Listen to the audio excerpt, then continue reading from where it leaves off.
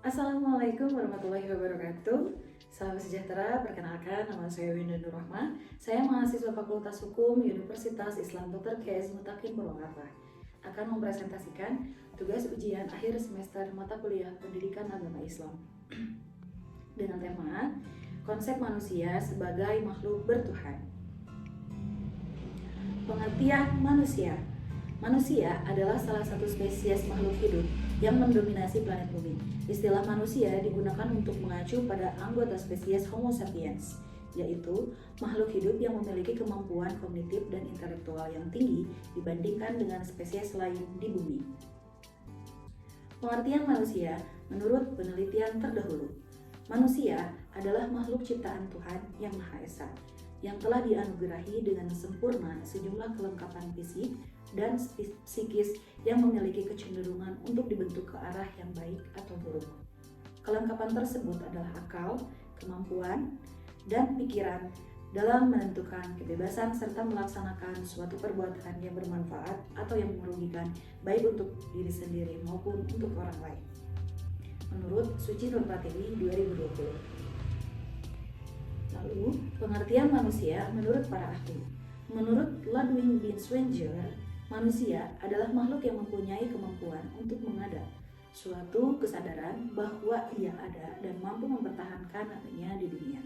Lalu, menurut Thomas Aquinas, manusia adalah suatu substansi yang komplit yang terdiri dari badan dan jiwa. Lalu, menurut Marx, manusia adalah entitas yang dapat dikenali dan diketahui. Menurut Spinoza dan Goethe, Hegel dan Marx, manusia adalah makhluk hidup yang harus produktif, menguasai dunia di luar dirinya dengan tindakan mengekspresikan kekuasaan manusiawinya yang khusus, dan menguasai dunia dengan kekuasaannya ini. Karena manusia yang tidak produktif adalah manusia yang reseptif dan pasif, dia tidak ada dan mati. Lalu menurut Bertrand Russell, manusia adalah maujud yang diciptakan dalam keadaan bersifat mencari keuntungannya sendiri. Pengertian manusia menurut pandangan Islam. Dalam pandangan Al-Quran, manusia adalah makhluk jasmani karena memiliki raga, dan makhluk rohani yang karena memiliki jiwa. Penciptaan manusia pertama dan manusia kedua langsung berbentuk jasad, sedangkan keturunannya diciptakan dari air mani laki-laki yang memancar dan bercampur menurut Wikipedia 2025. Selanjutnya ada konsep manusia. Pemikiran tentang hakikat manusia sejak zaman dahulu sampai zaman modern ini juga belum berakhir dan tidak akan berakhir. Ternyata orang menyelidiki manusia dari berbagai sudut pandang. Ada yang memandang manusia dari sudut pandangan budaya yang disebut antropologi budaya. Lalu ada juga yang memandang dari segi hakikatnya yang disebut antropologi filsafat. Memikirkan dan membicarakan mengenai hakikat manusia inilah yang menyebabkan orang tidak henti-hentinya berusaha mencari jawaban yang memuaskan tentang pertanyaan yang mendasar tentang manusia itu apa, bagaimana dan kemana manusia itu nantinya. Ada beberapa dimensi manusia dalam pandangan Islam, yaitu menurut Desmita 2007. Yang pertama, ada aliran serba zat, mengatakan bahwa yang sungguh-sungguh ada hanyalah zat atau materi. Zat atau materi itulah hakikat dari sesuatu. Alam ini adalah materi dan manusia adalah unsur dari alam. Maka dari itu, hakikat dari manusia itu adalah zat atau materi. Yang kedua, aliran serba ruh, berpendapat bahwa segala hakikat sesuatu yang ada di dunia ini adalah ruh. Begitu juga hakikat manusia adalah ruh. Adapun zat itu adalah manifestasi daripada ruh di dunia ini. Yang ketiga, aliran dualisme, mencoba untuk meyakinkan kedua aliran di atas. Aliran ini menganggap bahwa manusia itu pada hakikatnya terdiri dari dua substansi, yaitu jasmani dan rohani. Yang keempat, kedua substansi ini masing-masing merupakan unsur asalnya, tidak bergantung satu sama lain. Jadi, badan tidak berasal dari ruh, juga sebaliknya. Hanya dalam perwujudannya manusia itu adalah dua, jasad dan ruh. Yang keduanya berintegrasi membentuk yang disebut manusia. Yang kelima, aliran eksistensialisme yang memandang manusia secara menyeluruh. Artinya aliran ini memandang manusia tidak dari sudut zat atau serba ruh atau dualisme. tetapi memandangnya dari eksistensi manusia itu sendiri, yaitu cara beradanya manusia itu sendiri di dunia ini. Selanjutnya, ada konsep manusia Islam. Konsep diri adalah pandangan dan sikap individu terhadap diri sendiri, terkait dengan dimensi fisik, karakteristik individual, dan motivasi diri. Konsep diri dibagi dua menurut Harlock, yaitu konsep satu, pada seseorang terdapat terhadap dirinya yang sebagian perannya berhubungan dengan orang lain, serta penilaian orang lain terhadap dirinya. Yang kedua, konsep diri ideal merupakan gambaran seseorang mengenai keterampilan dan kepribadian yang didambakannya.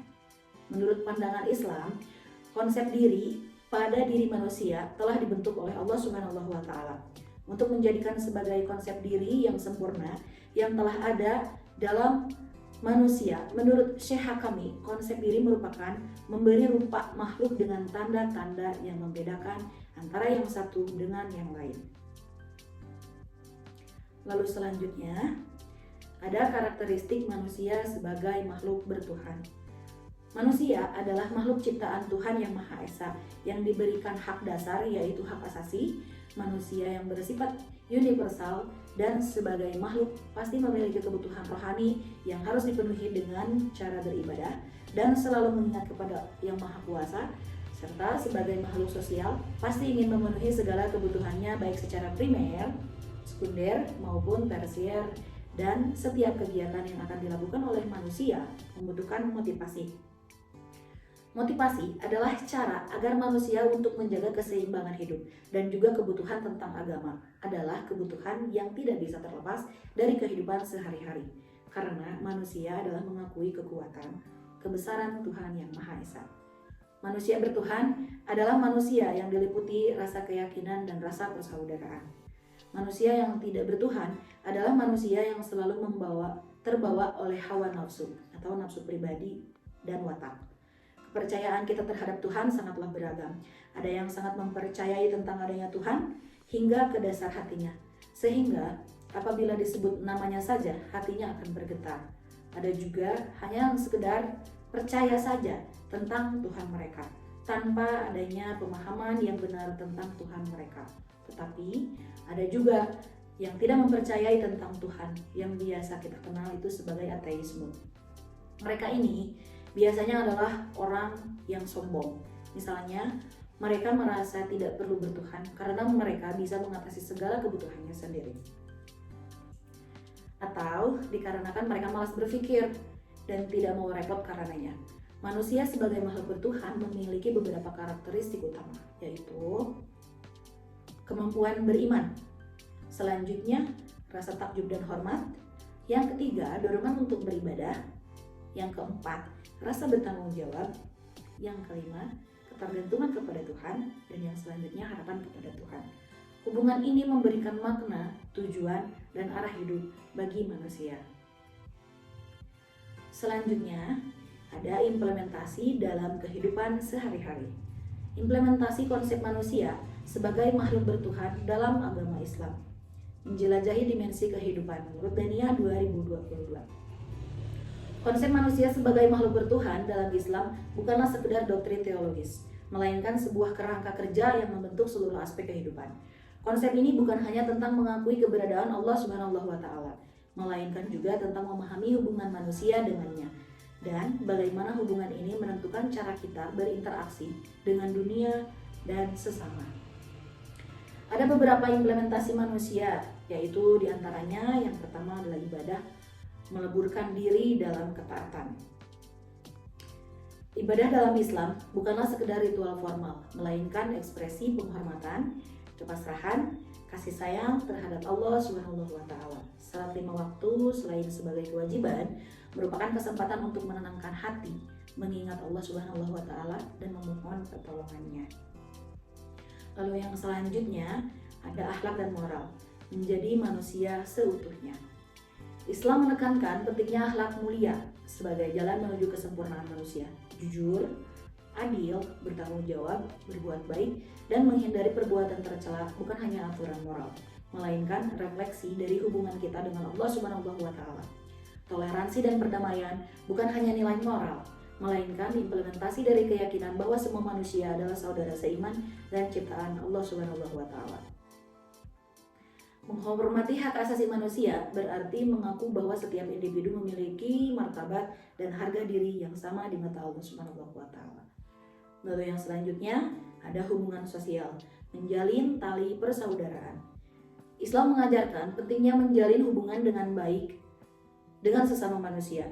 Silaturahmi bukan hanya kunjungan sosial, melainkan menjalin tali persaudaraan yang menguatkan rasa kekeluargaan dan kebersamaan.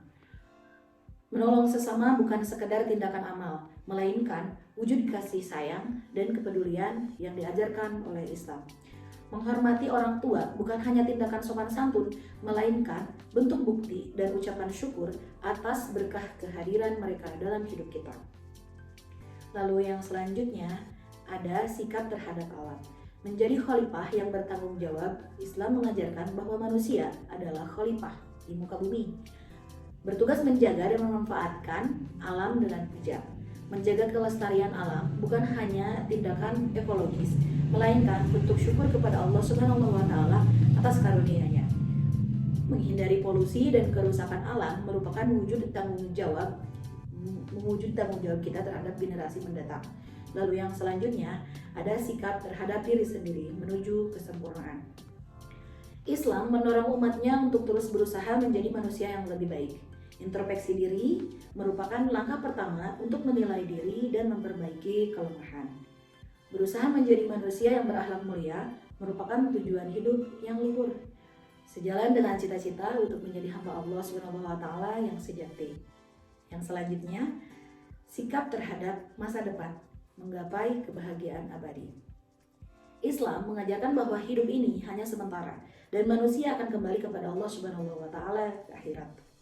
Keyakinan ini mendorong kita berusaha menjalani hidup dengan baik dan beramal saleh agar mendapatkan ridho Allah Subhanahu wa taala dan kebahagiaan abadi di akhirat.